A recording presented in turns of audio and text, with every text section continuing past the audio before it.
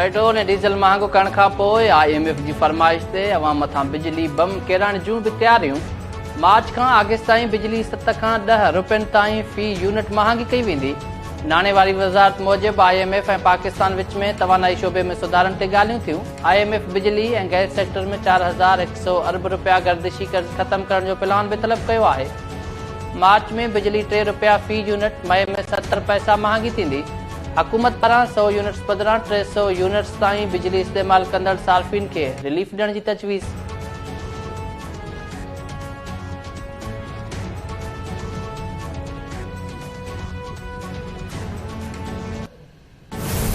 क़यामत की निशानी आ गई है। आसिफ जरदारी ने मेरे ऊपर हर्जाना कर दिया, डेफेमेशन कर दिए। डेफेमेशन का क्या मतलब होता है कि मेरी रेपुटेशन को नुकसान पहुंचाया गया है, इसलिए मैं अदालत में जा रहा हूं। आसिफ जरदारी साहब, सबसे पहले जब ये अदालत में केस जाएगा, सबसे पहले वो आपसे पूछेंगे क्या आपकी कोई रेपुटेशन है जो खराब हुई है, उसको नुकसान पहुंच सकता है। इस तरह की दहशत फैलाई हुई है आपने सिंध के अंदर। मैं तो शुक्र कर रहा हूं कि मेरे ऊपर हर्जाना करें आप। और ये जो आसिफ जरदारी आपने जो गेम की है, ये एक स्प्लिटर ग्रुप है दहशतगर्दों का, और मेरी इंफॉर्मेशन इतनी सॉलिड है कि वो उसमें जो मुझे डिटेल्स पता है।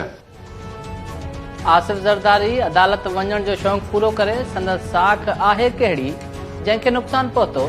अदालत में खां साॻियो सवाल कंदी त अवां जी साख आहे किथे। इमरान ख़ान अॻूणे सदर ते क़त्ल जी साज़िश वारनि इल्ज़ामनि खे वरजाए छॾियो। संदसि चवणु हो त ही मूंखे बम धमाके में माराए छॾींदा ऐं चवंदा त मुल्क में दहशतगर्द जी लहर हुई ऐं इमरान ख़ान मारिजी वियो। इमरान ख़ान असेंबली टोड़ण खां बहितरीन हिकमत अमली करार ॾींदे चयो त दहशतगर्दी जो जवाज़ ॼाणाए इलेक्शन मुलतवी नथी करे सघिजे। पेशावर धमाके खे अञा 24 कलाक मस थिया हुआ त गवर्नर इलेक्शन मुलतवी करण लाइ ख़त लिखी छॾियो। जेके तालिबान अफ़गानिस्तान मां वापसि आया आहिनि उन्हनि खे मारणो पवंदो या वरी कंहिं सेटल करणो पवंदो। जनरल बाजवा सां जनरल फैज़ मामले ते इख़्तिलाफ़ थिया हुआ। मुंहिंजी ख़्वाहिश हुई त अफ़गान सूरत हाल सबबि जनरल फैज़ DG ISI रहे।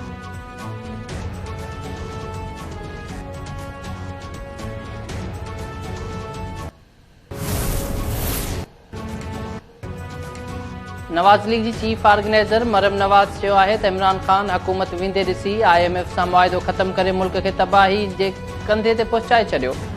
असां ॾुखिया फ़ैसिला करे मुल्क खे श्रीलंका बणिजण खां बचाए वरितो आहे। बहावलपुर में वर्कर्स कन्वेंशन खे ख़िताब कंदे मरियम नवाज़ चयो त नवाज़ शरीफ़ ऑपरेशन्स करे दहशतगर्दी ख़तमु करे मुल्क में अमन अमान क़ाइमु कयो। इमरान न्याज़ी सज़ा आयल दहशतगर्दनि खे आज़ादु करे छॾियो। आउं कंहिं उहिदे जी मुहताज न आहियां, अवाम जी मुहबत ई सभु कुझु आहे।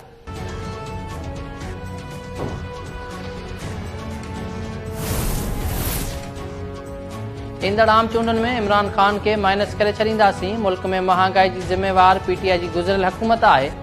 IMF सां मुआहिदे ते अमल करणु असांजी मजबूरी आहे। बहावलपुर में वर्कर्स कन्वेंशन खे ख़िताब कंदे घरू वज़ीर राणा सनाउल्लाह चयो त नवाज़ शरीफ़ हमेशह मुल्क खे बहराननि मां कढियो आहे। नवाज़ शरीफ़ खे साज़िश तहत इक़्तिदार मां कढियो वियो। आम चूंडनि में मुल्क लाइ नासूर बणियल इमरान ख़ान खे हमेशह लाइ माइनस कयो वेंदो।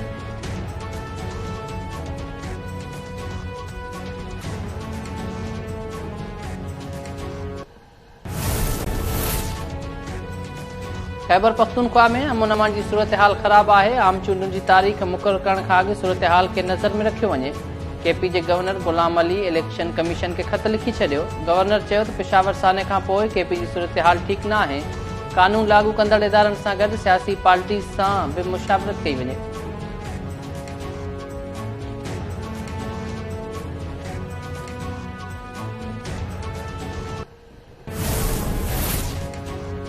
दहशतगर्दनि खां केसि ताईं डिॼंदासीं। चयो वञे थो त दहशतगर्दनि खे फलाणी शइ ॾेई छॾियो, दहशतगर्दनि सां ॻाल्हियूं कयूं। उन जे विच में रियासत ऐं रियासत जी अमलदारी किथे आहे। सुप्रीम कोर्ट जस्टिस काज़ी फ़ाइज़ ईसा हिक केस जी ॿुधणी दौरान पेशावर साने बाबति रिमार्क्स ॾींदे चयो त अॼु दहशतगर्द 2 माण्हू मारीनि था, सुभाणे 5 मारे छॾींदा। ख़बर न आहे असां कहिड़े मुआशिरे में रहूं था। हिक जज दहशतगर्दी बाबति रिपोर्ट ॾिनी, उहा रदी जी टोकरी में उछलाई वई। हिक जज खे मारियो वियो, कंहिंखे परवाह ई न आहे।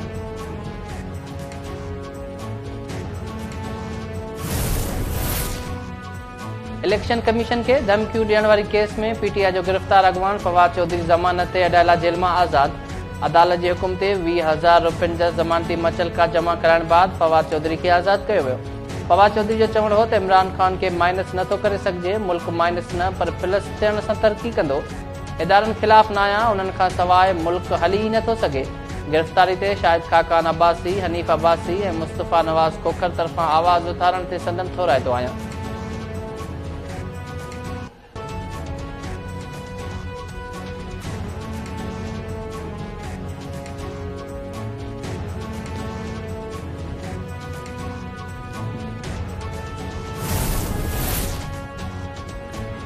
मरियम नवाज़ के पार्टी जो चीफ ऑर्गेनाइज़र मुक़रर करण ते नून लीग में इख़्तिलाफ़। शाहिद खाकान अब्बासी नून लीग जी सीनियर नायब सदारत तां इस्तीफ़ा ॾेई छॾी। शाहिद खाकान अब्बासी चयो त 3 साल अॻु नवाज़ शरीफ़ ते वाज़े करे छॾियो हो त मरियम नवाज़ खे सीनियर उहिदो ॾिनो वियो आहे, पार्टी में रहण ॾुखियो थी वेंदो। जनरल बाजवा खे 3 भेरो मुलाज़मत में वाध ॾियण लाइ मुंहिंजे पारां लॉबिंग वारनि इल्ज़ामनि में सदाकत न आहे। मरियम नवाज़ जी तर्जुमान मोहम्मद ज़ुबैर शाहिद खाकान जी इस्तीफ़ा जी तस्दीक़ करे छॾी।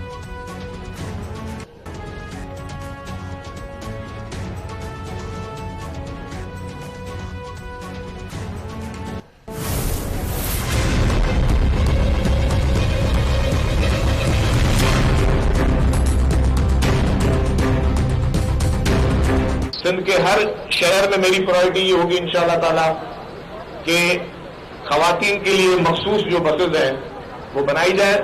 इसका कतई मतलब ये नहीं है कि खवातीन सिर्फ इन बसेज में ही बैठ सकती हैं। तो जितनी भी बसेज हैं उन सब में खवातीन के लिए रिजर्व सीट्स हैं, लेकिन क्योंकि ये हमने खुद देखा है कि जब हम सफर कर रहे होते हैं कि जितनी रिजर्व सीट्स खवातीन की है इसमें बसेज में उससे ज्यादा खवातीन बस में सवार होती हैं, तो एक अच्छा फील नहीं आ रहा होता कि खामा गई उन हमारी माओं बहनों को जो उस तकलीफ से गुजरना पड़ता है। तो इसलिए यह फैसला किया गया। ट्रांसपोर्ट व सूबाई वज़ीर शर्जील इनाम मेमन कराची में औरतुनि लाइ पिंक बस सर्विस जो इफ़्तिताह करे छॾियो। शर्जील मेमन चयो त औरतुनि जी मज़बूत थियण सां पूरो ख़ानदान मज़बूत थींदो आहे। कोशिश आहे त ॿियनि शहरनि में बि औरतुनि लाइ बस सर्विस शुरू कयूं। औरतुनि लाइ ॿियनि बस सर्विस में बि मख़सूस सीटूं आहिनि।